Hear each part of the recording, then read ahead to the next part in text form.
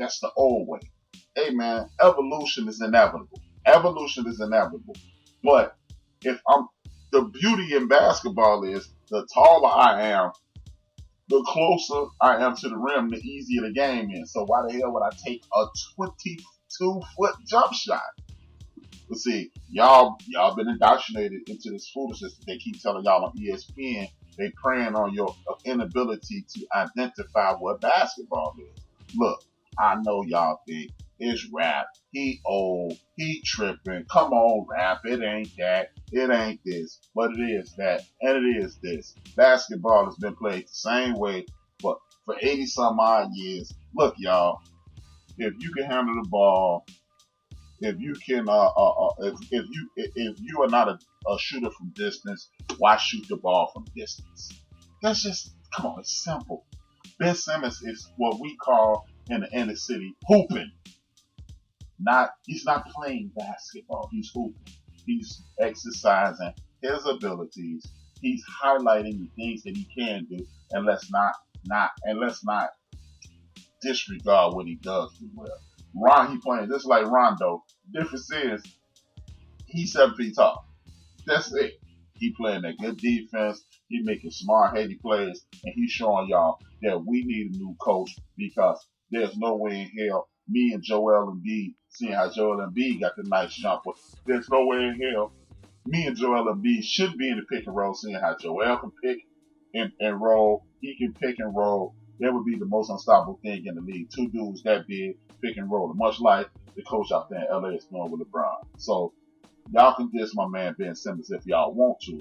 But tell you what, I trade Yuri Markkinen to the Philadelphia 76ers and bring Ben Simmons to Chicago. Him and Zach LaVine, they be on the all light-skinned team killing y'all ass.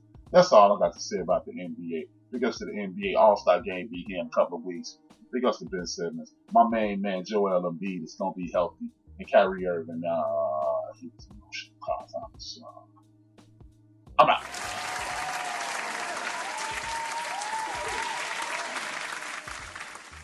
Now, my favorite sport is in full effect. I usually talk about this at the top of the show. By the way, people who are listening in the Midwest, y'all about to be pissed off because your man HRap team is on top of the Big Ten. The University of Illinois is in full effect at the top of the Big Ten Nation. Holla at your boy.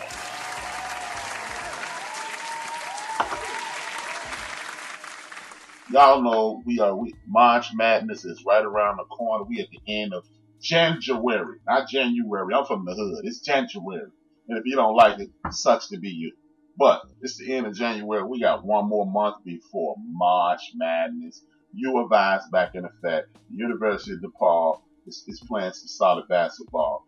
But what I do want to do before I get into actual basketball, I want to get into this televised lies. Remember, last week, the University of Kansas State got into a big giant fight. And one of the brothers who don't nobody care about Big Ten basketball, especially Illinois. I wouldn't either if I lived in Cincinnati. Right. Bob Huggins still the coach down there? No. Nick Van Exel still playing down there? No. Kenyon Martin still? Cincinnati Bearcat. They suck. So, does anybody even know where Cincinnati is? Oh, that's in Ohio. Oh, okay. Cincinnati. What a fun place. Just so very many ways for me to say this to you. Never, not in a million years, absolutely not. No way, Jose, no chance, Lance, yet, negatory, nah, and of course my own personal favorite of all time, man falling off of a cliff. No!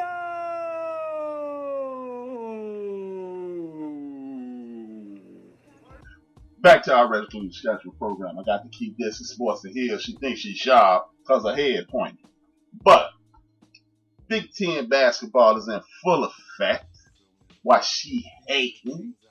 Some people, you give people the ability to go in the chat room and they go all willy-nilly. But this is one of the most goodest, not the best, most goodest. This is an urban podcast. This is one of the best seasons in the history of the world to me in college basketball. We can't keep a team in the top at the top of the food chain. We done had Gonzaga. We done had Duke. We done had Louisville, and now we got another team at the top. Number 10 in the nation is Seton Hall. I know my man Mooka Dean, who in the chat room, and DJ Knox, they in full effect. New Jersey's on Seton Hall Pirates. They in the building.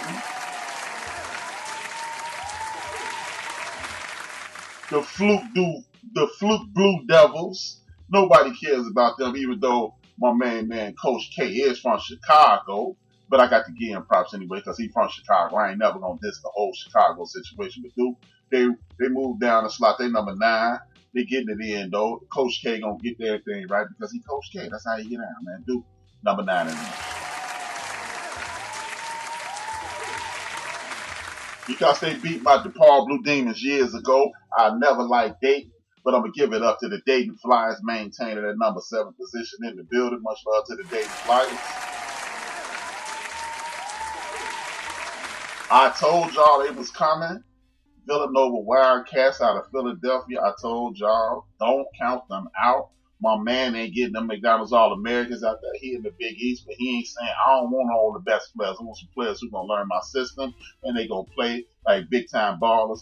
Villanova's in the building. Much love to Villanova. Even though I skipped them on, they was number 8. Dayton number 7. Louisville number 6. They were number 1. They number 6. They maintain. Everybody else from here on just maintain. Louisville in the building.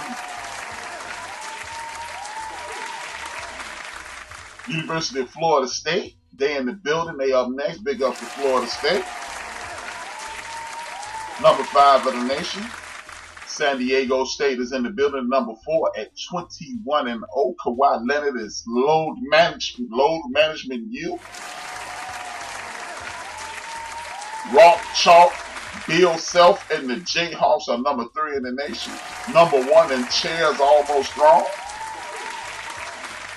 The Gonzaga Bulldogs are number 2 in the nation, maintaining that number 2 position. And for those who don't understand, the Baylor Bears are the number 1 team on earth in regards to collegiate athletics, basketball-wise. Big ups to them, man. The reason I'm so happy about this is this, y'all. I've been saying for 5 years, I've been saying for the entirety of this show, which is 4 years, 2 months long, 4 years, 1 month long now, and for about 5 years publicly, that with all this back and forth, the one and dones and all that, these mid-range, these mid-level schools that we never paid attention to are going to start taking over the world. And that's exactly what they're doing. Look at these teams. Nobody was ever looking for Baylor for basketball. Gonzaga was considered a mid-majors. Now Kansas, they're in a big-time conference where they in a, by name, a power conference, but they're the only real threat in that conference. That's why they dominated. Not saying that Bill Self is not a great coach. He's a snitch on the low, but allegedly. But he still runs a hell of a program. San Diego State, nobody was checking for them. Florida State, Louisville is a powerhouse historically, but nobody's checking for Louisville either. The Dayton Flyers, Villanova Wildcat, Duke, big time program. Seton Hall, they were big time in the 80s and the early 90s, but they haven't been what they used to be. Oregon is 11. West Virginia with Bob Huggy Bear Huggins, number 12. The Kentucky Wildcats with my man, King of the Creeps, Calipari. Love Calipari. Don't think I'm dissing him, but that's just my little nickname for him. Michigan State, not getting big time recruits. Maryland, Butler, the team with that one dude that y'all know I don't talk about. Iowa, the greatest state in America. Illinois, Colorado, Houston, LSU, Wichita State, Penn State, and Rutgers. Listen to that top 25. I bet if you don't live in the state with those schools, because a lot of those schools, you don't have a freaking clue where they are. And I love it because these are schools that are recruiting dudes who traditionally don't get on TV. This is why I have a problem with ESPN. Because if ESPN was really about promoting college basketball and these other outlets were about promoting basketball, and if they really want to maximize their money, they would put the, I don't know about Penn State Rutgers, because they traditionally suck. But they would put the Illinois on national TV, the Illinois of the world, the Wichita States of the world, the West Virginias of the world, the Seton Halls of the world. Find out a way to get the Dayton Flyers on TV, Texas Tech Red Raiders. Get those dudes on TV because they got some real ballers. But we're not doing that. We just want to chase the Dukes, the Carolina. We want to see the Duke-Carolina game for the 14th, umpteenth, trillionth time, and it's not doing you any good. Promote the entire college basketball landscape so when March Madness starts, we can be fully engaged. That's the way TV used to be. You can get a DePaul, which is a very small school here in Chicago, Illinois. They used to have some big-time ballers back in the day, but you can get a DePaul versus a Georgetown on national TV. If you go to the archives at the end of the bench, you can hear Rod Strickland himself say, the reason I went to DePaul, I asked him, how did you end up to DePaul? How did they recruit you? He said, they didn't recruit me. I recruited them. I watched Mark Aguirre and those guys on TV. So when you put these smaller schools on TV, you get the Rod Stricklands of the world saying, let me go to Chicago. You get the Rod Stricklands you get the Ed O'Banners of the world saying, let me go to Seton Hall. You get the Tim Thomases of the world saying, let me go to San Diego State, and so forth and so on. It makes the game more fun, more entertaining, more fun for the fan. You'll be more engaged. The Big Mondays. Remember that? Sports fans, remember Big Mondays? How you used to rush back to your TV for, if you're a big-time college basketball fan, you used to rush to your TV for Big Monday, Super Tuesday. You don't do that anymore. They don't promote that anymore. Oh, it's because of technology. No, it's because the dudes at the top of ESPN are some freaking morons. Y'all don't know what the hell y'all doing. Y'all getting all that money and rap coming up with the way to make y'all business model better. If I catch y'all doing it, I'm suing you for intellectual property. That's all I'm saying. Shoot your boy a couple coins, couple shekels, and I give y'all some dope ideas, though. For real, I'm dope like that. But seriously, this is why March Madness is the most engaging sporting event in the world. They call the Super Bowl the most entertaining and the most watched event in all of sports. I have no means, nor do I have the empirical proof to doubt that. But what I do know is when you are in the office, come the beginning of end of February, the beginning of March, and people talking about the tournament, Manny, Mo, Jack, Dorothy, Jessica, and Jane filling out practice. They don't even know what the hell they looking at, and everybody's engaged. People taking off work. Now, nobody even though it's a Sunday, but people don't really traditionally take off work or be at work watching on their phones and their computer the Super Bowl. It's a one-day event. Bam, it's over. March Madness is always, it's going to be some buzzer beaters. It's going to be some upsets. And it's going to be some player that we never heard of who kicked ass taking names. You're going to see a coach, Shaka Smart, take Virginia U,